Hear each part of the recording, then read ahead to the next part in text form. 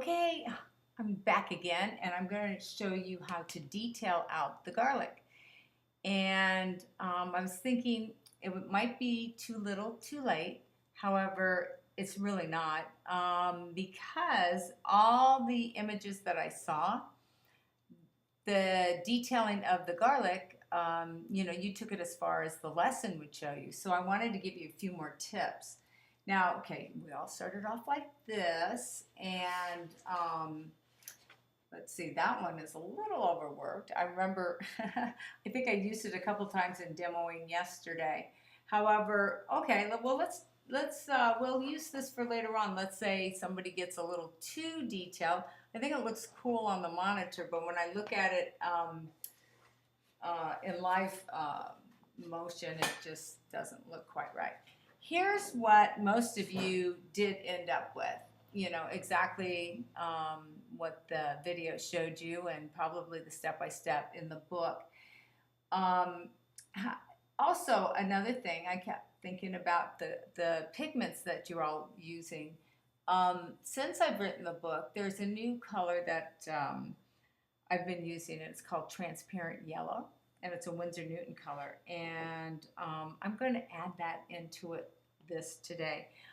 I have three go-to colors, okay? My three go-to colors are, it's Winsor Blue, Green Shade, Transparent Yellow, and Permanent Alizarin Crimson.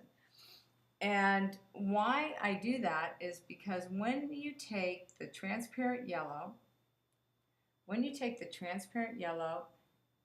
and the Permanent Alizarin Crimson, it'll make you can get a decent orange from that. Okay, so it's a deep dark orange, right?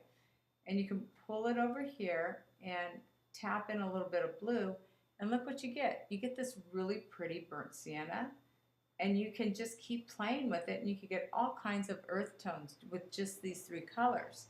And so if I were a new artist, and if I were to be teaching any other workshop without this predestined art supply list, I would say these are the three colors that we could do a lot of painting with, and we could get a lot of different hues from that. Okay, so that was just a little side tip. Now, back to detailing the garlic. Most of you, your garlic looks pretty flat, and rightfully so, because that's the way the lesson was showing. However, let's look at the garlic itself again, okay? And I have a garlic right here. And let's see, I'm going to turn it so it kind of looks like that guy right there. Okay? Now, there's a whole lot more character in this beautiful garlic versus the one right here. Now, the video that I showed you, that was something that we did on PBS.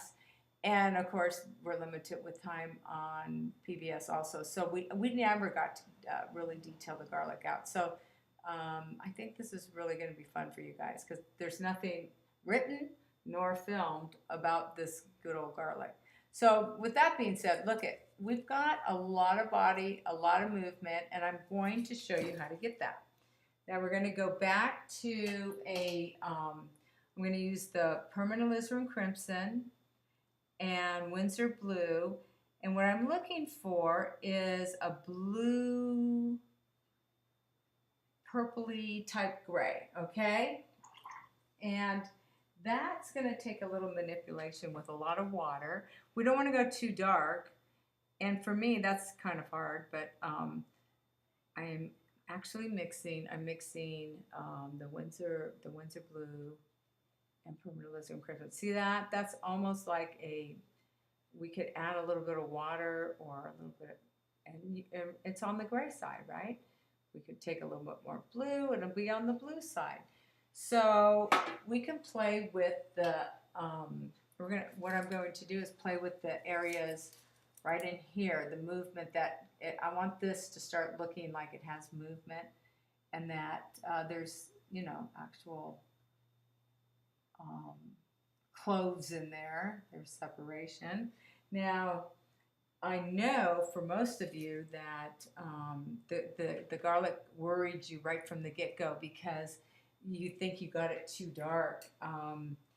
But against the white of the paper, it does look pretty dark. But it's, trust me, by the time you get the background in, and I know I said this to a lot of you, you don't have to worry about it. But let's just concentrate on some of this texture that we can get happening right in here. Drop some, so I'm painting wet on dry, and I'm going to bring it right on up, right on up. Okay, now while it's wet, if you want, you can take another, the blue-red combo, and this one has a little more red in it, and you can just drop that in, drop it in, and let it float about. And for me, looking at it, it's like, oh no, it's starting to look like the red onion. No, it won't.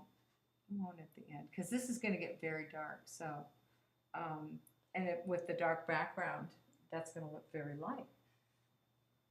Okay, so you can go ahead and just give a little movement there.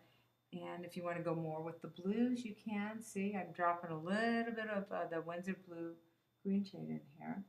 And that's going to work fine too. Okay, so let's finish this off a little bit more. I'm going to soften that edge.